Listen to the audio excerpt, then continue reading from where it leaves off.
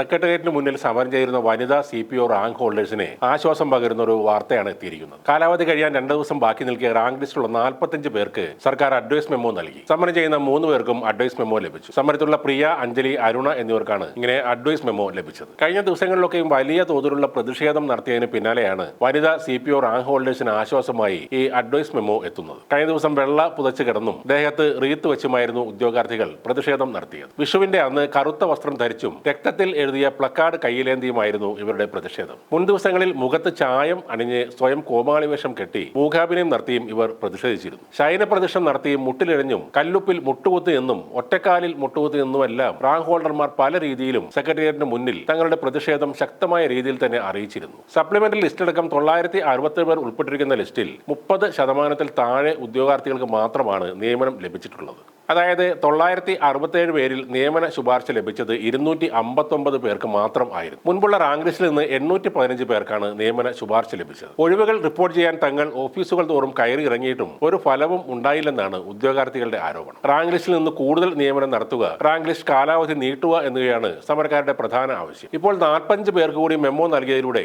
അവരുടെ സമരം ഭാഗികമായെങ്കിലും വിജയിച്ചു എന്ന് തന്നെ പറയാം. സാധാരണ ഒരു റാങ്ക് ലിസ്റ്റ് നിലവിൽ വരുമ്പോൾ നികത്താനുള്ള ഒഴിവും പ്രതീക്ഷിക്കുന്ന ഒഴിവും കണക്കാക്കി കൂടുതൽ പേരുടെ റാങ്ക് ലിസ്റ്റ് ആണ് തയ്യാറാക്കുന്നത്. ആ റാങ്ക് ലിസ്റ്റിൽ പേര് വന്നെന്ന് കരുതി എല്ലാവർക്കും ജോലി ലഭിക്കണമെന്നുമില്ല. ഇനിയും ഭാവിയിൽ വരാൻ പോകുന്ന ഒഴിവുകൾക്കായി നിങ്ങളുടെ ലിസ്റ്റിന്റെ കാലാവധി നീട്ടി നൽകില്ല. കാരണം അടുത്ത പരീക്ഷ എഴുതി കാത്തു നിൽക്കുന്നവരും പരീക്ഷ എഴുതാൻ കാത്തു നിൽക്കുന്നവരും ഇവിടെ ധാരാളമാണ്. എന്തായാലും ഈ സമരം ഇങ്ങനെ നല്ല രീതിയിൽ നടക്കുമ്പോഴും അപ്പുറത്ത് അപഹാസ്യമായ ആശാസമരം നടക്കുന്നുണ്ട്. 15 ദിവസം ജോലി ചെയ്താൽ 25,000 രൂപയെങ്കിലും വേണമെന്ന, പിരിയുമ്പോൾ 5 ലക്ഷം രൂപ വേണമെന്ന ചെറിയ ചെറിയ ആവശ്യങ്ങളുമായി ഒരു കൂട്ടം ആളുകൾ അവിടെ സമരം ചെയ്യുന്നുണ്ട്. ആരോഗ്യ മേഖലയിൽ പ്രവർത്തിക്കുന്നവരാണ് സമരം ചെയ്യുന്നതെങ്കിലും ആരോഗ്യമേഖലയിൽ ഇന്നേ വരെ ഒരു പ്രശ്നവും ഇവരുടെ അഭാവം കൊണ്ട് ഉണ്ടായിട്ടില്ല. ഇനി അവരുടെ സ്ഥിരമായ അഭാവം ഉണ്ടായാൽ പോലും ആരോഗ്യമേഖലയിൽ ഒന്നും സംഭവിക്കാൻ പോകുന്നുമില്ല. അവിടെ ജോലി ചെയ്യാൻ കൃത്യമായി എത്തുന്ന ഒപ്പിടുന്ന ആളുകളുണ്ട്. വല്ലപ്പോഴും വരുന്നവർ ഇല്ലെങ്കിലും അവിടുത്തെ പണികളൊന്നും മുടങ്ങില്ല. നിങ്ങൾ ആഘോഷമായിട്ട് സമരം ചെയ്ത് പൊങ്കാലയും വിഷുവും ഒക്കെ സമരപ്പന്തലിൽ തന്നെ ആഘോഷിച്ച് വിഷുക്കണിയും ഒരുക്കി സമരപ്പന്തൽ വിലാസത്തിൽ വന്ന 1001 രൂപ വിഷു കൈനീട്ടവും വാങ്ങി അവിടെ തന്നെ തുടരുക.